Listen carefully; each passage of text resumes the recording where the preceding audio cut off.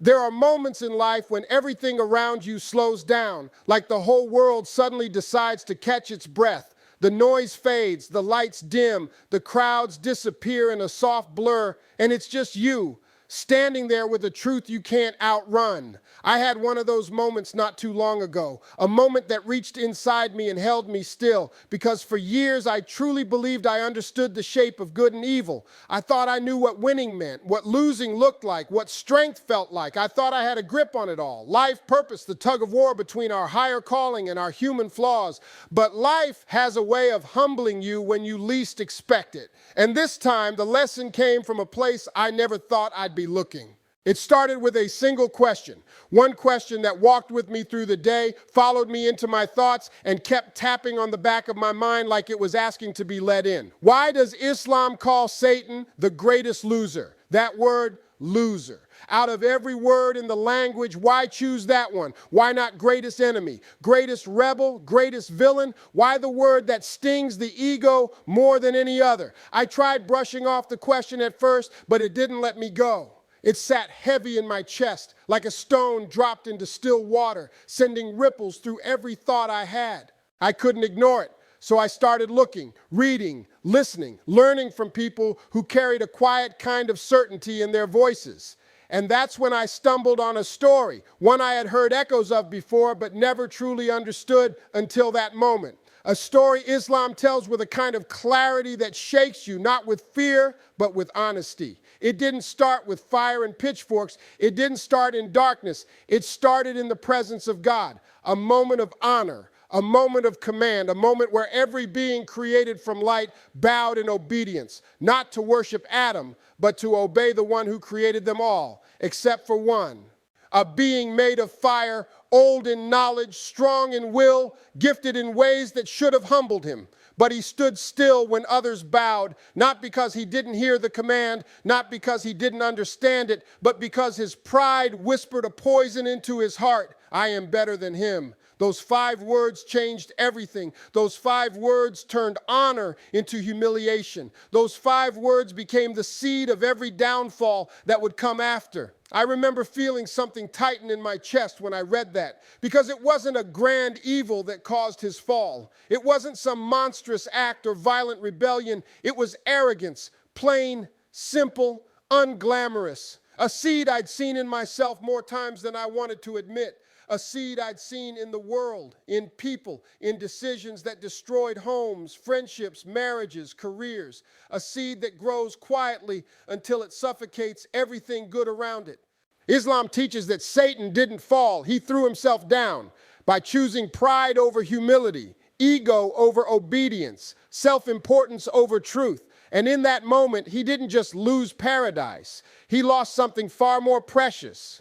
He lost God's closeness. He lost his own sincerity. He lost peace. He lost purpose. He lost the very thing the soul was created to long for. That's why Islam calls him the greatest loser. Not because God rejected him, but because he refused to return. He refused to repent. He refused to admit wrong. He refused the door of mercy even when it stood open in front of him. That realization, it hit me deeper than I expected. I put the book down and just sat there as silence filled the room. Because for the first time, I saw something in that story that wasn't about angels or fire or creation. It was about me. How many times had I held on to my pride even when I knew I was wrong? How many blessings had I lost because I couldn't admit a simple truth? How many people had I hurt because I didn't want to say, I'm sorry? How many opportunities had slipped through my hands because I let ego lead the way? And how many times had I convinced myself that I was right simply because humility felt too heavy to carry? I felt exposed because I realized something.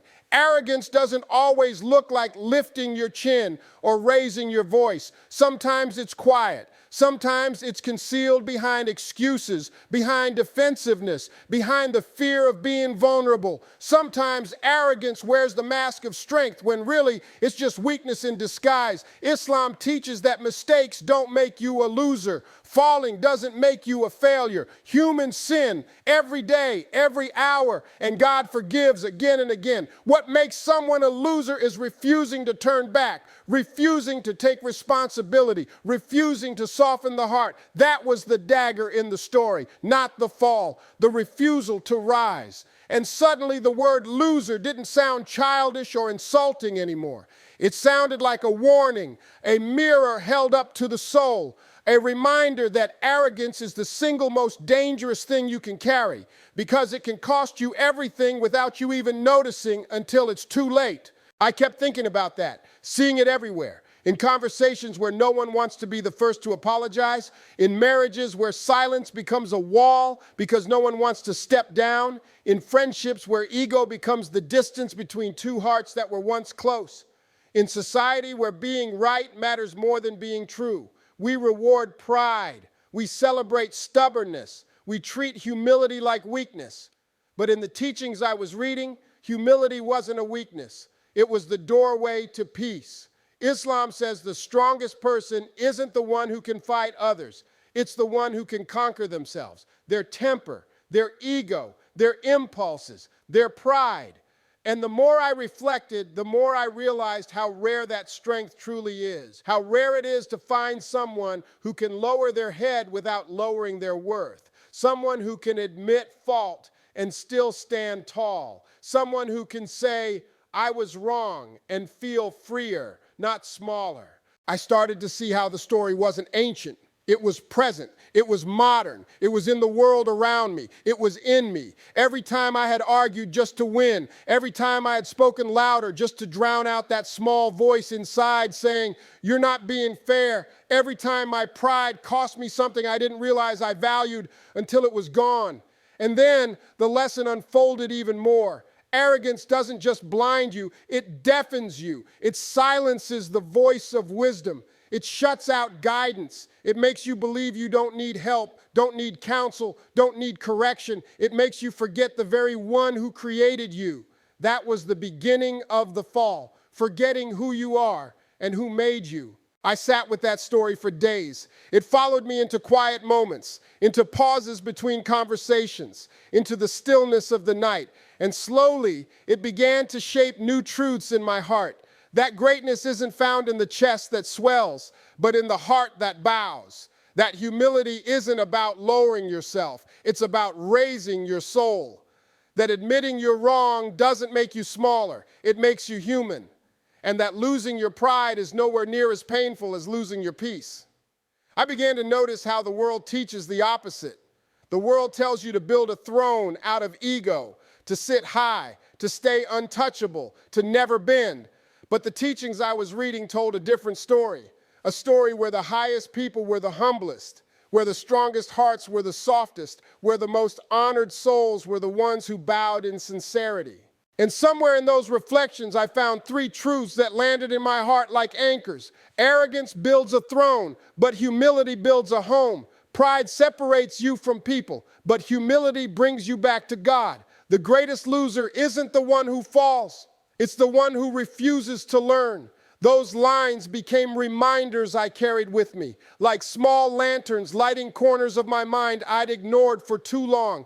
And as I look back on my own life, on choices I made, on lessons I resisted, on moments where my ego led me into storms I could have walked around, I felt something soften inside. I never expected a lesson like this to come from a faith I wasn't raised in, a tradition I didn't grow up with. But wisdom doesn't care where you're from. Truth doesn't need a passport. And sometimes the answers you've been searching for come from places you never thought to look. Now, when I hear that Islam calls Satan the greatest loser, I understand. It's not a label. It's not an insult. It's a warning written in bold letters across the sky of human experience. It's a reminder that the greatest defeat is not losing wealth or status or comfort. It's losing yourself. Losing your humility, losing your sincerity, losing the connection between your soul and its creator. But the beauty is this: as long as you're breathing, you haven't lost. As long as your heart can soften, you haven't lost. As long as you're willing to admit wrong,